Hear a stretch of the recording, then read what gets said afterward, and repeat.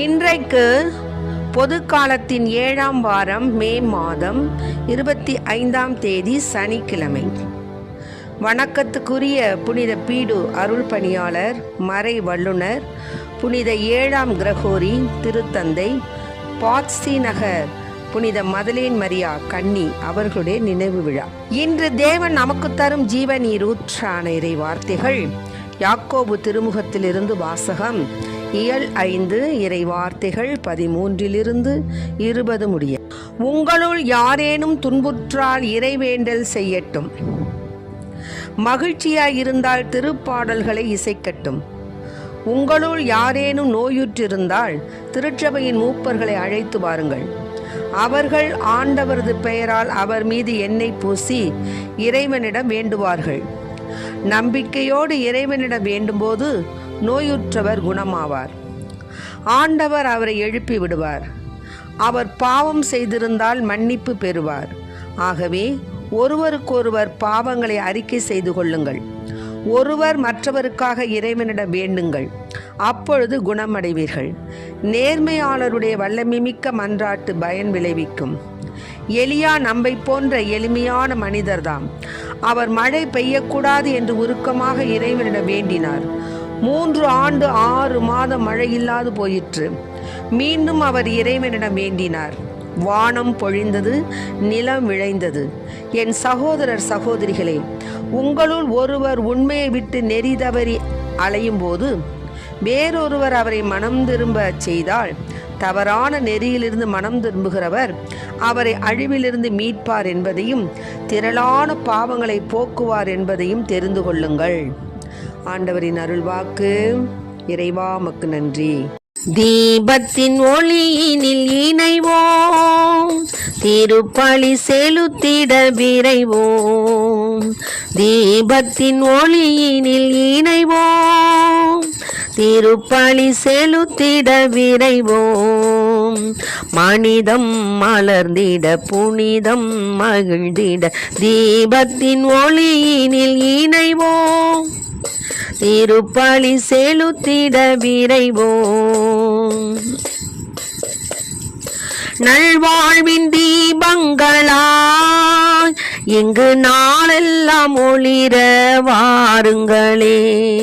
நம் வாழ்வின் தேவைகளை தினம் நல்லோர்க்கு இயேசு தந்திடுவார். அவரின் இல்லம் தினம் வந்தால் நம் உள்ளங்கள் ஒளியால் நிறைந்திடுமே. அவரின் இல்லம் தினம் வந்தால் நம் உள்ளங்கள் ஒளியால் நிறைந்திடுமே. அன்பு செய்யும் உள்ளங்களே, இறைவனின் அருள் பெறும் இல்லங்களே. அன்பு செய்யும் உள்ளங்களே, இறைவனின் அருள் பெறும் இல்லங்களே. இயேசுவோடு நாம் நடந்தால் என்றும் நம் வாழ்வில் தோல்விக்கு இடமில்லையே. நன்மை செய்து நீ மகிழ்ந்தால் இங்கு உண்மை ஒளி உனக்கு கிடைத்திடுமே. வார்த்தை இங்கு மனுவானார், நம் வாழ்வினில் என்றும் கூடிக்கொண்டார். வார்த்தை இன்று மனுவானார், நம் வாழ்வில் என்றும் கூடிக்கொண்டார். அன்பு செய்யும் உள்ளங்களே, இறைவனின் அருள் பெறும் இல்லங்களே. அன்பு செய்யும் உள்ளங்களே, இறைவனின் அருள் பெறும் இல்லங்களே. தீபத்தின் ஒளியினில் இணைவோம், திருப்பலி செலுத்திட விரைவோம். இன்றைக்கு நம் தேவன் தரும் ஜீவநீர் ஊற்றான இறை வார்த்தைகள் ரொம்ப ரொம்ப ரொம்ப அருமையாக இருக்கு. அதாவது நம்மள யாராவது துன்புற்றோம்னா என்ன செய்யணுமா? இறைவனை தான் வேண்டி அவரிடம் நம் மன்றாட்டுகளை கூறி நம் விண்ணப்பங்களுக்கு கண்ணீரோடு அவரை மன்றாடணுமா. சரி, மகிழ்ச்சியாக இருந்தால் திருப்பாடல்களை பாடுங்க. புகழ்ச்சி பாடல் பாட பாட பாட ஆண்டவருக்கு ரொம்ப பிரியம். புகழ்ச்சி பாடல் ஒன்று, இன்னொன்று நன்றி கூறுதல். ஏசப்பாவுக்கு தெய்வத்துக்கு மிகவும் பிடித்தது புகழ்ச்சி பாடல், நன்றி. சாதாரணமாக இப்போ ஒரு மனிதர்கிட்டே ஒரு காரியம் நிறைவேறணும்னா அவரை நம்ம எவ்வளவெல்லாம் பேசுகிறோம், ஐஸ் வைக்கிறோம், அப்படிங்கிறோம் இப்படிங்கிறோம், நீங்கள் அப்படி இருப்பீங்க இப்படி இருப்பீங்க அப்படிலாம் சொல்கிறோம். ஒன்றும் வேணாம், அம்மாக்கிட்ட அப்பாக்கிட்ட சொல்லணும் அப்படின்னா அம்மாட்ட அவ்வளோ சொல்கிறோம். சொல்லி இந்த குழந்தை என்ன பண்ணுது, தனக்கு வேண்டிய காரியத்தை பெற்றுக்குது.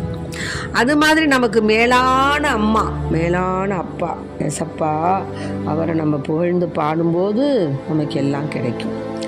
அப்புறம் நீங்கள் யாராவது உங்களுக்கு பலகீனமாகவோ சுகவீனமோ ஆயிட்டிங்கன்னா மூப்பர்களை அழைச்சி அவர்களது பெயரால் அவங்க எண்ணெய் பூசி இறைவனிடம் வேண்டுவாங்க. அவங்க நம்பிக்கையோடு இறைவனை வேண்டும்போது என்ன ஆகுது, நோயுற்றவர்களும் நம்பிக்கையோடு வேண்டும்போது குணம் கிடைக்கிது. ஆண்டவர் அவரை எழுப்பி விடுவார். நாம் பாவம் செய்திருந்தா என்ன செய்யணும், பாவத்துக்கு மன்னிப்பு கேட்கணும். அதனால தான் நான் அடிக்கடி சொல்கிறேன், நீங்கள் நம்ம ஒருமனப்பட்ட ஆவியோடு நொறுங்குண்ட ஆவியோடு நாம் செய்த குற்றங்குறைகளை குருவானவரிடம் பகிர்ந்து கொள்ள வேண்டும். ஒவ்வொரு அருட்சாதனம் மாதத்திற்கு ஒரு முறையாவது அட்லீஸ்ட் நம்ம செய்யணும். புனிதர்களே ஒரு நாளைக்கு 7 முறை தவறுறாங்களாம். நம்மளாம் எந்த மூளை ஜுஜிபி தான். நம்ம வாயை திறந்தா பாவம், வாயை திறந்தா குற்றம், என்னென்ன பேசுகிறோம். ஆக நம்மளுடைய வாழ்க்கையை நம்ம பாவமற்று நம்ம வாழ வேண்டும். அப்படி பாவம் இல்லாமல் இருக்கணும்னா நல்ல பாவ சிங்கத்தனம் செய்து இறைவனிடம் மன்னிப்பு கேட்கணும். அப்போது நேர்மையாளருடைய வல்லமை மிக்க மன்றாட்டு நமக்கு பலன் கொடுக்கும், பயன் விளைவிக்கும். எலியா என்ன பண்ணார், அவர் எளிமையான மனிதர் தான். ஆனால் மழை பெய்யக்கூடாதுன்னு உருக்கமாக ஆண்டவரத்தில் வேண்டினார். 3 ஆண்டு 6 மாதம் மழையே பெய்யலை. மீண்டும் அவர் இறைவனை வேண்டினார், வானம் பொழிந்தது, நிலம் விளைந்தது. ஆக நாம்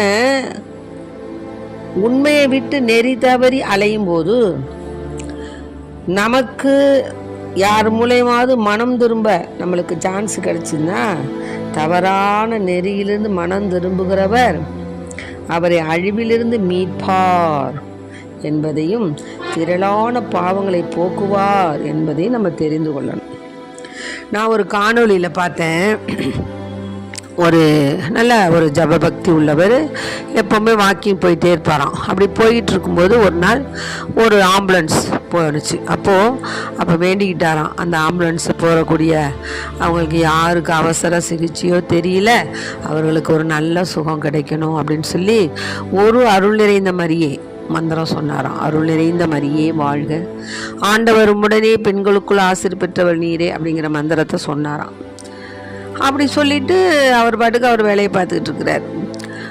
அப்புறம் ஒரு 2-3 நாள் கழித்து பார்த்தீங்கன்னா அதுமாரி அந்த மாதிரி அவர் போய்கிட்டு இருக்கும்போது வேறு ஒரு வழியாக போய்கிட்டு இருந்தாராம். அப்போது ஒரு பெண் குரல் கேட்டுச்சான். அப்போ இவர் என்ன பண்ணார், ஏதோ தெரியல நமக்கு அப்படின்னு சொல்லிட்டு போயிட்டே இருந்தார். மறுபடியும் ஒரு பெண் குரல் நில்லுங்கன்னு சொல்லிச்சான். அப்போது திரும்பி பார்த்தா அந்த ஆம்புலன்ஸில் போய்கொண்டிருந்த ஒரு பெண்மணி உடனே அவளுக்கு சுகம் கிடைத்ததாம். மரியாள் அவளுக்கு பரிந்துரை செய்து ஏசப்பா அவங்களுக்கு சுகம் தந்திருக்காங்க. எப்படின்னு கேட்குறீங்களா, அந்த அம்மாவுக்கு காட்சி கிடைக்கிது. எப்படின்னா ஏசப்பா அப்படி கையை அப்படி காமிச்சு பிளஸ்ஸிங் பண்ணுறாராம். அப்போ பண்ணும்போது அந்த கையில் இவருடைய முகம் தெரியுதான். யாருடைய முகம், இந்த யாருக்காக அருள் நிறைந்த மந்திரம் சொன்னாரோ அவருடைய முகம் அந்த ஆம்புலன்ஸில் போய்கிட்டு இருந்த பெண்மணிக்கு தெரியுதான் ஹாஸ்பிட்டலில். இப்போ பாருங்கள் எவ்வளோ பெரிய ஒரு ஆசீர்வாதம் பார்த்தீங்கன்னா. அப்போது மற்றவர்களுக்காக நாம் பரிந்து பேசும்போது கடவுள் நம்முடைய மன்றாட்டுகளை தானாகவே நமக்கு செய்வார். இப்போ பொதுவாக நம்மளுடைய மன்றாட்டுகளை என்ன இருக்கும், எங்கள் வீடு நல்லா வீடு கட்டணும், அதை கட்டணும், வீடு கட்டினாலும் நல்லபடியாக போய் குடியிருக்கணும், அப்புறம் எங்கள் பிள்ளைங்க நல்லா படிக்கணும், இதெல்லாம் கேட்க வேண்டியதுதான் நம்மளுடைய மன்றாட்டுகள். அப்புறம் நாம் தானே கேட்க போகிறோம். ஆனால் அதை விட மேலானது பிறருக்காக. நம்ம இடத்துல சொல்லியிருப்பாங்க, எங்களுக்காக வேண்டிக்கிங்க, பிரதர் சிஸ்டர் இந்த மாதிரி சிஸ்டர் இந்த மாதிரி இருக்குது சிஸ்டர் வேண்டிக்குங்கன்னு சொன்னால் அதை அலட்சியப்படுத்தக்கூடாது. அவர்களுக்காக நாம் மன்றாடும் பொழுது நமது மன்றாட்டுகள் தன்னால் நிறைவேற்றப்படும். ஆக நம்மிடம் யார் வந்து வேண்டிக்க சொல்கிறாங்களோ அதை வந்து நம்ம குறித்து வச்சுக்கிட்டு அவங்களுக்காக தினமும் அவங்களுக்காக நம்ம வேண்டிக்கிட்டே இருக்கணும். அதுபோல் உலக ஒற்றுமைக்காக வேண்டிக்கணும். வல்லரசு நாடுகள் ஒன்று கொண்டு இப்போ பார்த்திங்கன்னா பயங்கரமாக 3ஆம் உலக போர் தொடங்க போதுங்கிற அறிகுறிய கூட இருக்கலாம் அப்படின்ட்டு ஒரு ரூமர் இப்போ கிளம்பியிருக்கு. ஆக நாடுகள் ஒன்றுக்கொன்று அப்படியே ரொம்ப பயங்கரமான போராட்டத்தில் இருக்குது. நாட்டிலையும் பார்த்தீங்களா, நாமெல்லாம் சின்ன பிள்ளையாக இருக்கும் போதெல்லாம் எந்த நடந்திருக்கும் நிறையா குற்றங்கள். ஆனால் நம்மளுக்கு அவ்வளவு இந்த சமூக தொடர்பு சாதனங்கள் இல்லாதனால நம்மளுக்கு தெரியல, என்னமோ தெரியல. ஆனால் இப்போ பார்த்தீங்கன்னா அடாடியோ அப்பா, டிவியை திறந்தோம்னா குற்றம் தான். நியூஸ் பேப்பரில் பார்த்தீங்கன்னா பயங்கரமாக நினச்சே பார்க்க முடியாத அளவுக்கு மனிதருடைய எண்ணங்கள் மங்கி போய் தற்கொலை. அடாடாடா. அப்புறம் சின்ன குழந்தைகளுடைய பாலியல் தொடர்பான குற்றங்கள், இதெல்லாம் எங்கே உலகம் போயிட்டுருக்குன்னு தெரியல, பயங்கரமாக போயிட்டுருக்கு. அதனால் நாம் பெற்றவர்களுக்காகவும் இளம் பெண்களுக்காகவும் இப்போ வளரக்கூடிய இளம் சமுதாயத்துக்காகவும் நாம் வேண்டிக்கணும். ஆமாம், ஒன்றுமே தெரியாத பிள்ளைகளுக்கும் இந்த ஊடகங்கள் மூலமாக தெரிஞ்சுக்குதுங்க. அதில் நன்மையும் இருக்குது, தீமையும் இருக்குது. அதை நம்ம தீமையை விலக்கி நன்மையை எடுத்துக்கணும். அந்த பக்குவம் இல்லாத குழந்தைங்கள்லாம் என்ன பண்ணும்? அதனால் இந்த வன்முறை செயல்கள், இந்த குற்றங்கள், கொலை செய்கிறது, கூலிப்படை ஏவி கொலை செய்கிறது, அப்புறம் வந்து இன்னுமாக திருமண ஒப்பந்தத்தை மீறுறது, படிக்கின்ற குழந்தைகளை வீணடிப்பது, அதாவது வேலையே பயிரை மேய்ந்தது போல் ஆகுது. ஆக இத்தகைய கொடுமையான செயல்கள் நிகழாதபடி நாம் ஆண்டவரிடம் அடிக்கடி மன்றாட வேண்டும். நம்முடைய ஜபங்கள் முழுதும் இந்த மாதிரி பரிந்து பேசுகிற ஜபமாகத்தான் இருக்கணும். இன்றிலிருந்து இதை கேட்கக்கூடிய அன்பு உள்ளங்களை நமக்காகவும் நம் மன்றாட்டுக்காகவும் கேட்பதை தவிர்த்து பொது மன்றாட்டுகள், உலக அமைதி, உலகில் ஏற்படக்கூடிய இந்த பயங்கரமான பாவங்கள் இதெல்லாம் நீங்கணும். இளைஞர் இளம்பெண்களை காப்பாற்றுங்க, வயோதிகர்களை காப்பாற்றுங்க. இப்படியாக நம்மளுடைய இன்னும் இயற்கை பேரிடர், வெள்ளம், பெருங்காற்றிலிருந்து காப்பாற்றுங்க. இப்படியாக நம்முடைய ஜபங்கள் பிறருக்காக இருக்க வேண்டும். ஆகவே அன்பு குழந்தைகளே, தவறான நெறியிலிருந்து மனம் திருப்புகிறவர் அவரை அழிவிலிருந்து மீட்பார் என்பதையும் திரளான பாவங்களை போக்குவார் என்பதையும் நாம் தெரிந்து கொண்டு இறைவனுக்கு ஏற்ற பிள்ளைகளாய் தூபம் போல் என் மன்றாட்டுவும் திருமுன் ஏற்கப்படுவதாக என்ற திருப்பாடல் 141 கூறப்படுவது போல் தூபம் போல் என் மன்றாட்டுவும் திருமுன் ஏற்கப்படுவதாக. தூபம் போல் என் ஜெபம் உம்மை நோக்கி எழும்பாதோ. ஆகவே தூபம் போல் நம்முடைய ஜெபம் ஆண்டவரை நோக்கி எழும்பட்டும். தந்தையே, விண்ணுக்கும் மண்ணுக்கும் ஆண்டவரே, உம்மை போற்றுகிறேன். ஏனெனில் ஞானிகளுக்கும் அறிஞர்களுக்கும் இவற்றை மறைத்து குழந்தைகளுக்கு வெளிப்படுத்தினீர் என்று புனித மத்தேயு எழுதிய நற்செய்தி 11:25 வார்த்தை கூறுகிறது. ஆகவே நாம் சிறு பிள்ளைகளை நாம் பயமாக பத்திரமாக நாம் வளர்க்க வேண்டும். அவர்களை சிறு வயதிலிருந்தே அவர்களுக்கு நாம் நல்ல போதனைகளை கூறி உலகம் எப்படிப்பட்ட ஒரு நிலையில் இருக்கிறது என்பதை அவர்களுக்கு நாம் எடுத்து சொல்ல வேண்டும். ஆகவே இறையாட்சி சிறு குழந்தைகளுக்கே என்று ஆண்டவர் கூறுவது போல நாம் சிறுபிள்ளையைப் போல நம் மனதை வைத்துக்கொண்டு தேவனை நாம் பணிந்து அவர் நம்மை அரவணைத்து தம் கைகளை நம் மீது வைத்து அவர் தம் ஆசிரை வழங்குவாராக. ஆமென்.